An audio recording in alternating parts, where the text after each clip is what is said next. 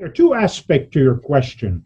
The first one is that traditional chemotherapy tends not to penetrate the brain tissue because of the blood-brain barrier that keeps these molecules outside the brain. And that's biologically important because we don't want to hurt the brain with toxins.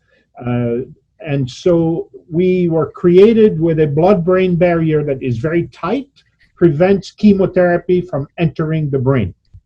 And so historically, the trials that have been done by oncologists using chemotherapy systemically, either orally or intravenously, had not provided benefit to brain metastases. So that's where the concept came that if an oncologist has a patient that they want to treat them on trials, but that patient has a brain metastasis in addition to cancer, they are to be excluded and not entered. So that did not serve us well because we have not looked for ways to treat these patients.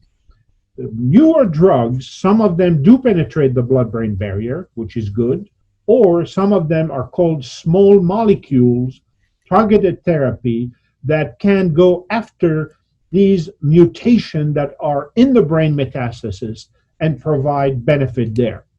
So the FDA has recognized that deficit that we were dealing with and has now begun to allow on clinical trial to include patients with brain metastases.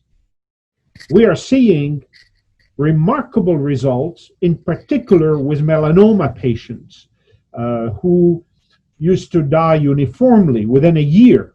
And now we have a large percentage of melanoma brain metastasis patients who are alive several years later without surgery and with the use of targeted therapy or immunotherapy.